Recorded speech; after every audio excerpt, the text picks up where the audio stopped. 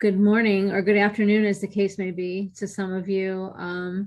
While I get my deck up and ready here, I'm Sharon Torek, and I am the founder and um, president of Torek Law. And we work with agencies every day to help them protect their intellectual property assets and turn those assets into revenue. And a frequent intersection in agency land is protection of your IP with the contracts that you sign every day as an agency owner or leader. And the contract portfolio that every agency needs is something that I'm passionate about. It's one of the most frequently requested services that we see at my law firm, which focuses on the agency marketplace. And so we wanted to spend today talking for just a bit about what are those essential contracts that agencies really need to have in their toolkit? Why do they need to have them? And at a really high level, what are some of the things that you should be looking for as provisions that are important in each of those agreements? So before I do that, I kind of want to set the scene for you. I think it's easier to think about a topic like legal or finance in the context of the work that you all do on a day-to-day basis. As marketers and as leaders and owners of marketing agencies. And so I like to set the table a little bit with maybe a brief description of a typical day in the lives of some of you as agency marketers. Imagine that you've just signed a new piece of business that the agency is very excited about, and your brand new client is an insurance company, and they've come to you because they want help attracting a new demographic to their products and their services. They want to target millennial and Gen Z consumers who aren't typically thought of as consumers that care a lot about insurance and products like that, because they're at the start of their lives, particularly in the case of Gen Z. And so they want to be attractive to these clients, these customers, and they've come to you and your agency to help doing that. And in order to help them reach their goals, you've devised a multifaceted campaign for them. And for the purposes of this discussion, we're going to call that campaign Everyday Risks. It's going to be a tagline, and it'll guide a lot of the content that is created to support the campaign. So here are some of the typical elements you might see recommended in a situation like this amongst your services. New taglines: Everyday Risks, Ensure Your Better Future. Targeted public relations on earned and owned channels, original content that's created to support those PR efforts, video interviews, special contact pages, or micro websites within your corporate website to target this specific part of the market. Maybe you'll do a survey, maybe you'll have a sweepstakes to get interest sort of generated for that survey. An influencer campaign, right? Everybody wants one right now. Maybe you'll reach out to some well-known influencers and help them learn about your products so they can promote them amongst their followings. And you might add some elements like an e-newsletter publication. And then, of course, we'll probably support it all with some paid or organic social posting, Facebook, Instagram, most likely TikTok these days. So that's sort of the gamut, the suite of services that you're thinking about, and that will make up the statement of work, if you will, in your contract with the client. Before you do any of that, you're going to need a team, right? You're going to need, even no matter how small your agency might be, and whether or not that team is virtual or contracted, you're going to need a team with multiple areas of discipline. You could need any one of these professionals that is on the list here. You might need a website developer, you might need copywriters, photographers, media buying and planning assistants. That's a very narrow discipline in agency land, and so you might need another agency to help you do that. Talent, obviously, the influencers themselves who you engage. Every single one of those categories of helpers, if you will, or creators that I just referenced, is going to require a contract of some sort. And obviously, your relationship with the client has to be reflected in a contract that's written to protect the agency and to make very clear to all parties what their rights and responsibilities are going to be. So that's sort of the setting of the table here that will guide us as we talk about essential contracts that every agency should have. So let's talk about the paperwork, and let's talk about how you can close the gap between what you might currently be doing to document some of these transactions and relationships and what you should be doing as a matter of best practice. Contract number 1 of our 5 essentials is the mutual non-disclosure agreement. I always like to highlight this first because it really sets the table for how you engage with your clients in the future before you've even signed the dotted line on a services agreement. What's the mutual non-disclosure agreement? I think most of us are familiar with NDAs, but what's less understood is what should be included in them to fairly protect both sides, and particularly since I'm an agency advocate, to protect the agency. And so I'm going to give you some pointers about how to stretch the bounds maybe of the NDA a little bit to assist you in your relationships in terms of protecting your IP. So the agreement itself, it really, it defines the parties' obligations regarding confidentiality. What are the sources of information that need to be kept confidential? What are your obligations to one another while you're talking prior to actually being in an agency-client relationship? It is what I call the gold standard for protecting your intellectual property in a new business situation. There is not a lot you can do to sort of put the ketchup back into the bottle once you've already shared all your great ideas and concepts with a potential new client without an understanding in writing regarding confidentiality. And a lot of agencies get burned this way because they've got to demonstrate their smarts as table stakes for having the ability to have the conversation, but they are concerned about giving away some of their best ideas so that, and having the client take those down the street to another competing agency potentially. It still happens. You hear people say there are no new ideas. On the other hand, we still do see idea and concept theft in the agency space. So this is your golden sort of standard for protecting that information. It also enables you to define your suggestions, your proposals, your recommendations, your strategies as your intellectual property. And as we'll talk about in a minute, it's not uncommon for you to be on the receiving end of a non-disclosure agreement from client organizations. They're perfectly comfortable asking you to sign one. It's usually not going to be mutual. So this is an opportunity to define your confidential information. So the most common objection or maybe area of concern we hear expressed about mutual NDAs is that we don't want our agency to look difficult to do business with. We don't want to set out on the relationship with the perception of mistrust. I would encourage you all that own agencies to maybe get past that a little bit, because the client organizations are certainly not bashful about asking you to sign their version of an NDA. So what are some of the things that ought to be in it? Once you get past the hurdle of whether or not to have one, which I hope you do get past, mutuality. And this is also a great way to have the conversation with your prospective client if they're a little skittish about signing your agreement. It is mutual. We are going to agree to protect the information of the client. The client is going to agree to protect our defined categories of confidential information. We already talked briefly about what those categories might include, but again, concepts, ideas, recommendations, strategies.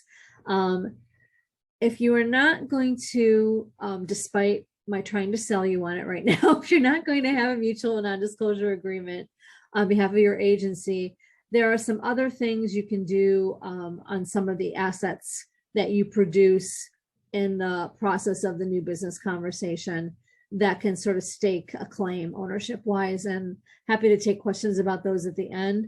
But the mutual NDA is your first essential contract for every agency. You should all have one in your toolkit, and you should make it a standard practice to use it for the reasons that I just discussed. All right, essential contract number 2 is your agency master services agreement. I am not hung up on what you call this in your agency. You might call it a professional services agreement. You might call it a letter agreement. What it is the actual writing between you and your clients that defines the parties' responsibilities, obligations, your commitments to one another, and why you need it. And the reason I want to talk about why you need it is this. Many times agencies will say to me, to our firm, we work with very large enterprise clients, or we work with government agencies, or we work with charitable philanthropic organizations, and all those types of companies insist that we sign their contract anyway. So why do I need an MSA for our agency when we're usually just going to end up signing the client's version of the document? And to that, I say that having a default position of signing whatever the client puts in front of you, even if you negotiate it a little bit, it puts you at a disadvantage, in my experience, in the negotiating process with the client over the final terms of the agreement. Having a master service agreement gives you a set of benchmarks to evaluate the terms and conditions that are in a contract that the client might present to you to sign. So even if you don't end up using your own version of the master service agreement every time, the simple act of having thought through putting one together and the provisions that are in it makes you a better negotiator. It is almost like your checklist, if you will, of things to look for, danger areas to be concerned about, and provisions you want to make sure are in it to protect you in the relationship with the client. So those are two great reasons. I have seen countless times where having your own MSA, whether that's the document you end up signing or not, sets the negotiating table very differently and ends up resulting in agencies getting better financial and legal terms in the final agreement. So, and I think that's a goal that we all want to strive for. What are some of those key provisions that you want to look for? First of all, I see frequent mixing and mingling of the types of terms that ought to be in a master service agreement and in a statement of work by agencies. Writing a proposal or statement of work is a bit of an art form when it comes to marketing services. And so frequently you see some intermingling of money, deadlines, and deliverable, what I call the 3Ds: dollars, deliverables, and deadlines. We see sometimes that thrown in the MSA when that is really stuff that ought to be in your statement of work, which is an appendment or an exhibit to your MSA, versus putting it in the main contract yourself. The main body of the MSA itself is for things like, when does the intellectual property transfer in the work that we create for you? You're going to have it at the end of the relationship, client, but not until you've paid us. So trigger language or transfer trigger language for the intellectual property and the work that you create is an important provision to include in an MSA. Obviously, your indemnification and your liability limitations. A good way to think about indemnification is that you should only be indemnifying for things that are in the agency's control.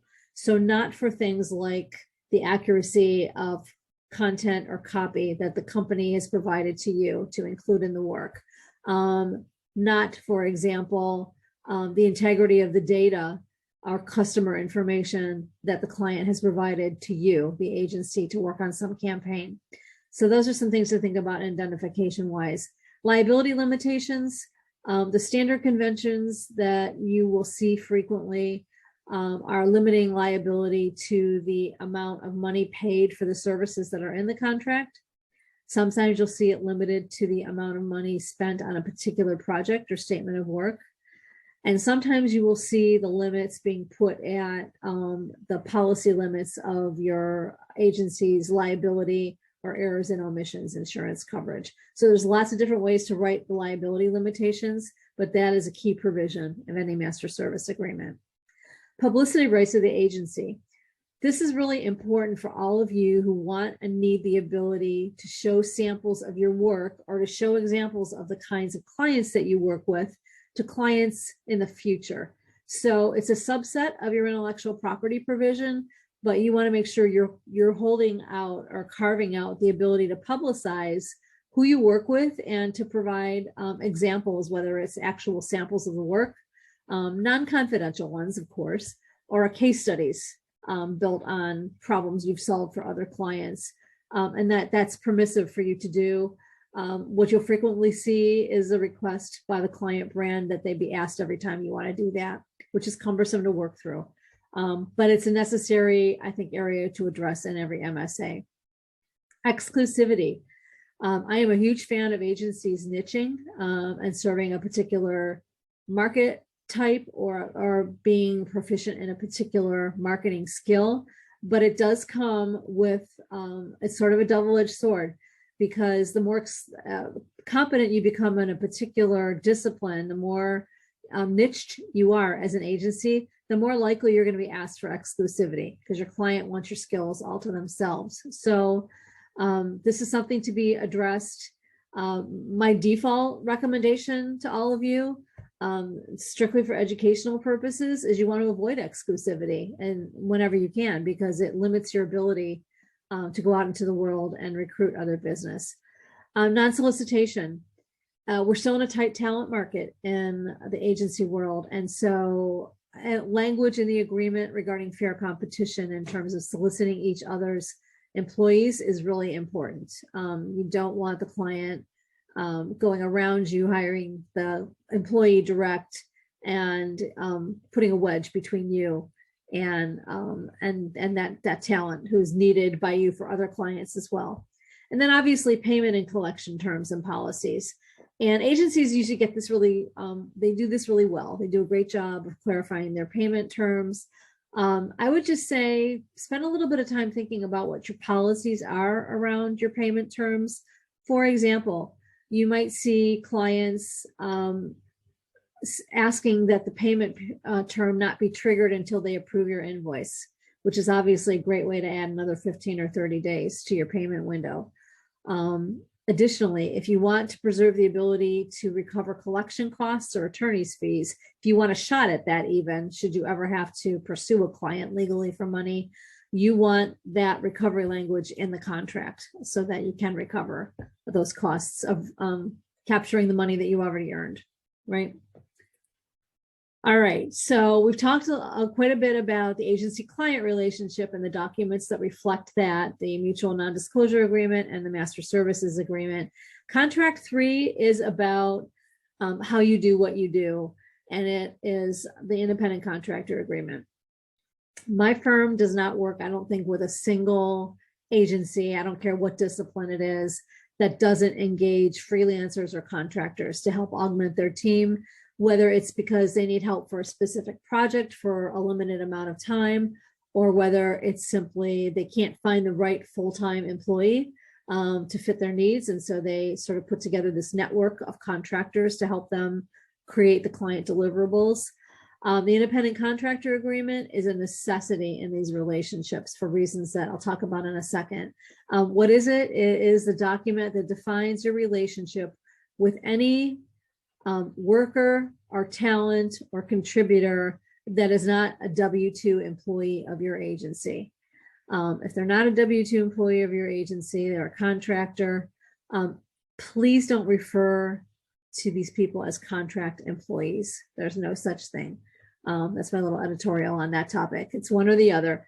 Why do you need it? First of all, the IRS will look at it as one of the factors in determining whether you're actually treating this individual like an employee, therefore triggering the obligation that you pay withholding or withhold taxes and pay taxes for them, or an independent contractor.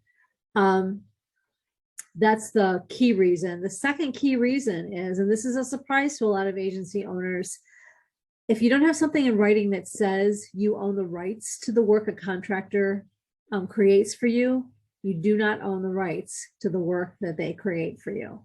The way the copyright laws work in the United States and in most of the Western world, you need something in writing that conveys the rights to that work from the contractor to the agency.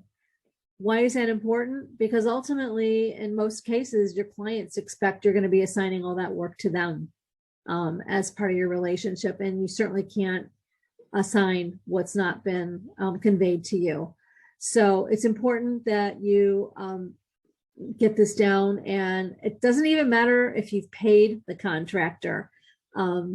You've got to have something in writing transferring those rights to you. third of all, to the extent you want to be able to enforce fair competition rules with the contractor, things like confidentiality, non-solicitation of your talent or of your clients, right? Because your contractor is in a position to also solicit your clients. The independent contractor agreement is a key document to use to address those things. So having talked a little bit about the why, how about the what? What are some of the provisions that should be in that document? First of all, you want to make clear that the intellectual property, as I said earlier, and all the work that they create on your behalf belongs to you from the time it's created. That's a little bit of a flip side of the coin of not transferring work to the client until the client pays the agency. But there you have it. You need to be in a position where you can collect all this stuff in one place first. Non-solicitation, as we mentioned just a moment ago. Publicity rights. We've seen far too many cases where agencies and independent contractors haven't talked about or don't see eye to eye on whether or not the contractor can use samples of work they've done through the agency on their own personal portfolios. This is really challenging because it creates very uncomfortable, queasy situations for the agency to have to explain away to their clients, first of all. And second of all, because generally the agency doesn't get the credit it's entitled to when this kind of work is displayed on the personal portfolios or websites of the contractors. So you want to address whatever your rules are about that. Maybe you're okay with it. Maybe you're okay with it, but you require attribution and a link. Whatever your policies are or your feelings are on it, you want to reflect that in the independent contractor agreement.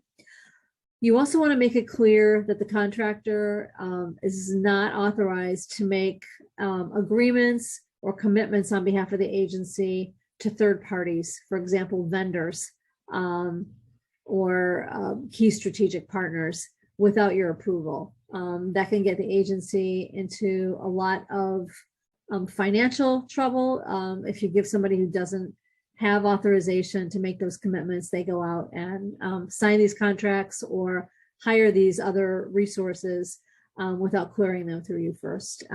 That's the other problem with making a contractor appear that they're actually a part of your employed workforce, is the outside world is not going to be completely clear on whether this person's actually speaking for your agency or not.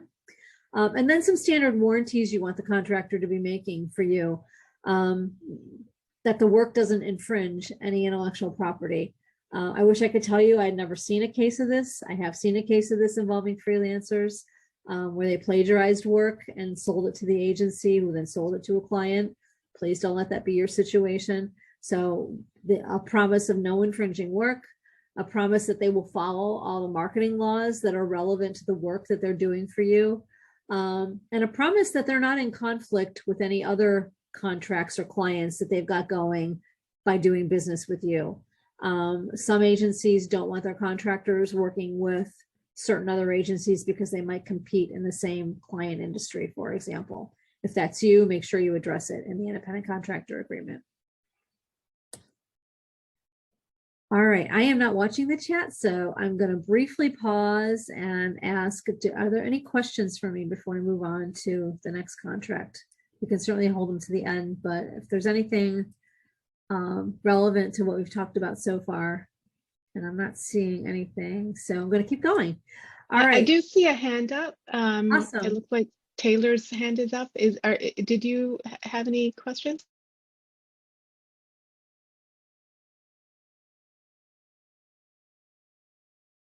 Check the chat. Okay, perfect.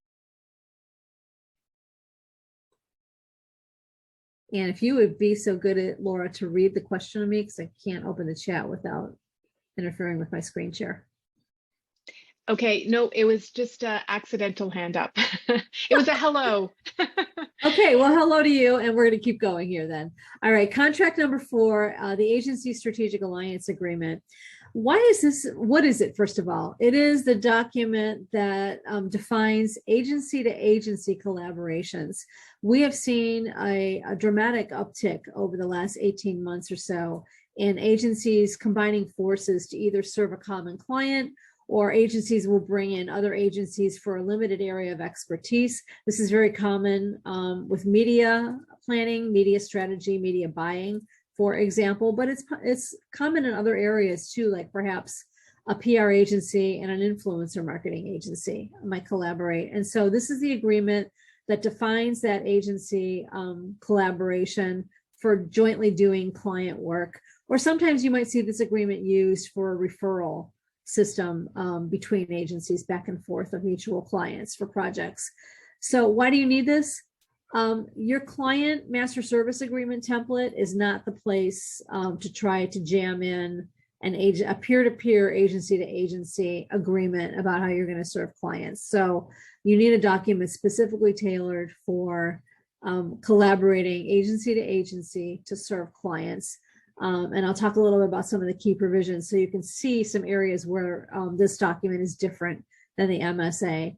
The other reason is this avoids this sort of default to informality that you typically see, and that creates a lot of risk areas between agencies where they collaborate. They don't have anything formal in place regarding their relationship. Something goes sideways with the campaign, and then nobody's certain who's responsible to the client, who's responsible to the world, for example, if it's a data privacy situation. And usually this ends up causing damage to client relationships for one or both agencies involved. So really best to avoid informality in these situations, and the strategic alliance agreement is a way to accomplish that. So some of the key provisions in an agency to agency agreement: is this going to be white label? Namely, is the involvement of one of the agencies going to be undisclosed to the client, or are you going to present mutually to the client as peers and as collaborators for the work involved? That's a decision to make on a case-by-case basis. There are agencies out there who focus solely on being white label partners to other agencies. The client never engages with them. They simply act as the support or back office for the named agency in some limited area of the work. It can be very efficient and very profitable for both parties if it's the right match. So is it going to be disclosed or undisclosed? And undisclosed are typically referred to as white label. Who owns the client relationship? This is super important.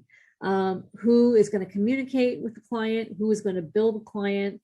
Who owns the client account, and who will be managing and project managing the client's work needs to go in the agreement. Clear definitions of swim lanes.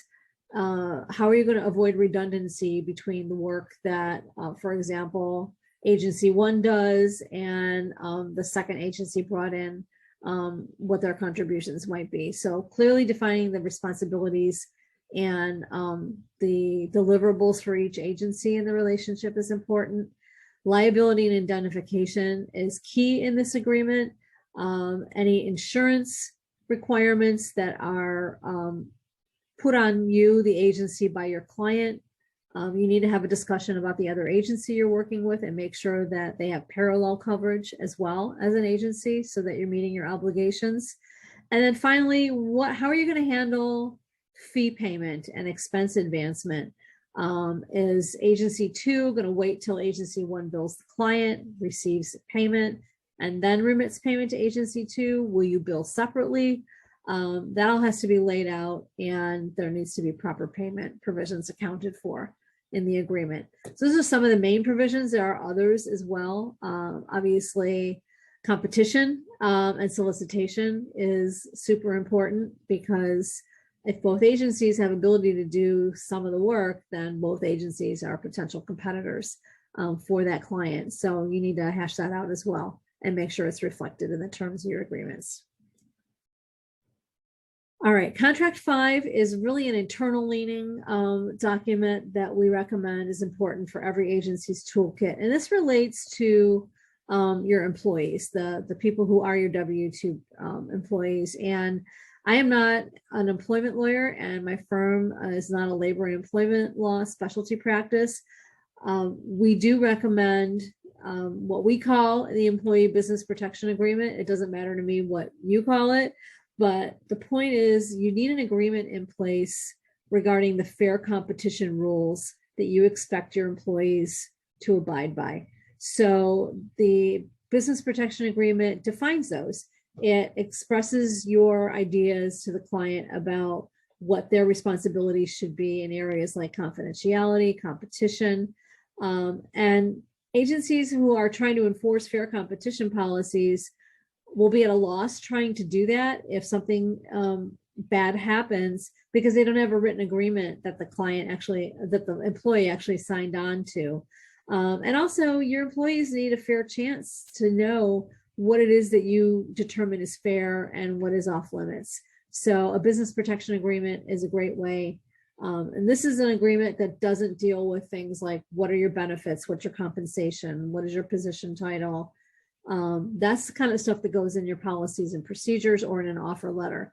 This is really about fair competition, and super important in the agency world because it is a tight community. All right, so IP, work for hire status, which is really a way of reminding the employee that all the work that they do for your agency belongs to you. That is the way the employment laws work in every single state in the US. So they need reminding that it's not their personal work that they're lending to you. They shouldn't be throwing it up on their social media profiles, on their own personal portfolio sites, or actually sharing it anywhere without your permission. Non-solicitation, I will tell you, just at a high level, this is something we still recommend you address in this agreement, but states are getting much more restrictive about whether or not they will enforce non-solicitation covenants. The difference between a non-solicitation and a non-comp. Non-solicitation is, when you leave us, we know you'll still work in the industry, but you will not solicit our clients. You will not solicit our employees. Non-competition, when you leave us for a period of time, you will not work in the industry. There are very, very few states who are friendly towards non-comps these days, almost none of them, in fact, and they have to be very carefully written. So non-solicitation is your best shot at enforcing fair competition with a former employee. And even in some states, even non-solicitation is going to be increasingly challenged. But you definitely won't be able to enforce it if it's not in your agreement. So think about those as key provisions. Confidentiality, not only of the agency's information, but also the client's information that your team members are entrusted with every day. And then finally, moonlighting and work portfolio display. Work portfolio, we talked about. Moonlighting, this is fresh on my mind. We just had a case, unfortunately, of moonlighting with one of our agency clients where the employee wasn't just sort of doing side gig work. They actually had a second full-time job. And the problem with that is they weren't doing their first full-time job with the agency particularly well. And so you can imagine how that turned out. But the point is, define your moonlighting policy. Are they allowed to take on side projects? Yes or no? If yes, what kinds? What are your rules around that? What types of work and for what types of clients? All right, I'm going to quickly, in the interest of time, take you through a tour. I'm not going to talk about the provisions necessarily, but these are some additional documents that go sort of paint outside the lines of essential, because not every agency needs every one of these. But I want to mention them just to put them on your radar, because some of these might resonate with some of you. Many of you not only do retainer type work or sign clients for big or longer term agreements, but you also do small projects. Sometimes it's a way of getting your foot in the door, or sometimes you are strictly a project shop. So for those of you who fit that profile and for whom a master service agreement sort of feels like overkill, a set of short form legal terms and conditions is sort of an abbreviated version of your legal terms that you can add to an estimate or a proposal or a statement of work. And that together in one place is your contract with the client. So think about that. And many agencies need both, because they've got project work and they also have longer term or larger dollar relationships. A data privacy addendum to your client services agreement or your master services agreement. Increasingly, agencies are handling very large amounts of personally identifiable information because of the campaigns that they work on, whether you're building lookalike audiences on the social media platform or whether you're doing a direct response email campaign. Those are just a couple of small examples. And so having a data privacy addendum to your master services agreement, if this is used frequently, is worthwhile as an investment in your legal toolkit. At a minimum, you want to make sure you mention data privacy and the fact that you're not going to be responsible for compliance for it as an agency in your master service agreement itself. It can be a clause in the agreement itself if it's not an addendum. So think about that if that sounds like you.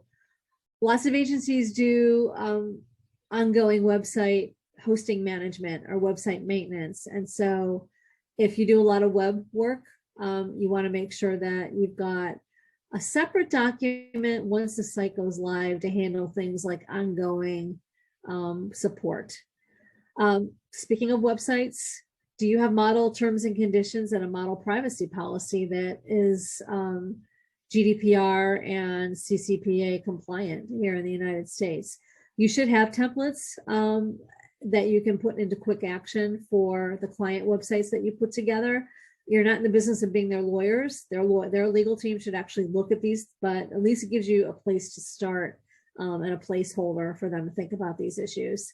Publicity releases, for those of you who do a lot of work involving talent, and I would add influencer agreements to talent agreements, because if you're an influence agency or a PR agency that has a heavy influence practice, you need a model influencer agreement and sometimes talent agreement so that the influencer is obligated and understands what the rules are and understands that they're responsible for complying with the FTC's rules regarding influencer campaigns as well. So that's a really, really quick high-level tour through some of the additional documents and contracts that agencies might consider having in addition to the essential agreements. All right, I'm hopeful that we've got a few questions. We have a little bit of time to answer a couple of them. I want to let you all know that, first of all, I want to thank you for being here, but I want to let you know that my email is legitimately available to you. So, and if you would like some additional information on agency client contracts, we have a checklist at my firm that helps you go through your agreement and also helps you take a tour through a client agreement. If you'd like it, just email me checklist at my email address and my team will get it over to you. But meanwhile, what questions can I answer for everybody? I'm gonna stop my screen share, or maybe I'll leave it there another minute for email capture purposes. Let's see if I can. All right, would you recommend, Eric wants to know, would you recommend having these contracts in place when the project value is above a certain amount or for all project related work? I think you should have a set of legal terms and conditions in every project agreement. And I think it's easy to do because once you've got these put together, Eric, they're evergreen and you shouldn't have to go back and touch them again that often. They are just your legal terms and conditions, whether the contract is for a $5,000 project or a $50,000 project. So I don't have a particular idea regarding value. Maybe if you do something that's very, very tiny, your risk is low. But even then, it depends on the kind of work you're going to be doing, because you might be taking on more potential risk than the money would suggest. So I think for every project. And then, is it Jacinta? I hope I said your name correctly. What a pretty name. I've had it happen where a senior subcontractor through an agency wants to go direct with the client, generally when they've been working with the client through the agency for at least 1 year, if not more. What are your thoughts around this? Well, I am an agency advocate, and so I don't like it. I think if the subcontractor brought the client opportunity to you, that might be a situation where you don't have a lot of leverage to keep them from going direct with the client. If they want to go to direct with the client and they're actually going to be foreclosing you from an opportunity, I think you need to work that out on a financial level. You won't be able to keep them captive forever, of course. Eventually, they can connect with the client after they've provided services to you. So my default is to have a non-solicitation policy that lasts at least 1 to 2 years. But I think you need some flexibility there depending on how much work this person actually does for you or how integral they might be to your relationship with the client. I hope that helps. And then your second question is, would the IP clauses in a client contract change based on what's being delivered? For example, a consulting agreement versus a fee-for-service agreement. So I'm going to make an assumption that what you mean by consulting versus fee-for-service is that fee-for-service might mean you're actually providing some executed work or deliverables or production, whereas consulting is just you're providing strategy, perhaps only. I don't think the IP transfer fundamentally changes, but I do think you have to speak about it using different language, because if you're primarily with a specific client providing more consulting strategy, you're probably going to be reflecting some of that stuff in some sort of writing, whether it's a report, whether it's a presentation deck, whether it is video or audio content, whatever it might be. That is an actual tangible deliverable, much like what you might deliver in a fee-for-service arrangement. So I don't think the clause changes fundamentally. I think the way you define the IP in the clause might change. You might have to be a little bit more encompassing, where some of it is not as tangible, like your ideas and strategies, and a more pure consulting engagement. I hope that helps. It's all in the way you define it. And I don't think it changes the clauses themselves. It just means you talk about it using some different language or some additional language. Great questions. Awesome. Kevin, looks like you have a question too. I'm going to stop my share. There we go. Well, that was great. Thank you so much for sharing all of that information with us. You're welcome, Kelvin. Is there anything else? Let's see. I would just say in closing, I know we're going to conclude so that you can get into the next session, which is going to be awesome. Think of the contracts you put together for your agency as a money-making tool. They are a way to preserve as much profit as possible as an agency. I know they feel like an investment or an expense, depending on the kind of terminology you like to use. And I get that, but they are also, when you start thinking of legal as a moneymaker in your agency, you can see the value a little more clearly of taking the time and energy to put some of this process in place. Similar to, have a templates library at the ready, have a few people in your agency trained on how to use them and when, and that eliminates a lot of friction down the line in terms of time and money. Thank you all for joining me. It's been awesome to share some of this content with you, and I hope it was helpful. Yeah, thanks so much, Sharon. Everybody, if you can give Sharon a big thank you in the chat, that would be great. I think she presented a lot of great information here, and we're lucky to have her kind of share all of her valuable information. It's my pleasure.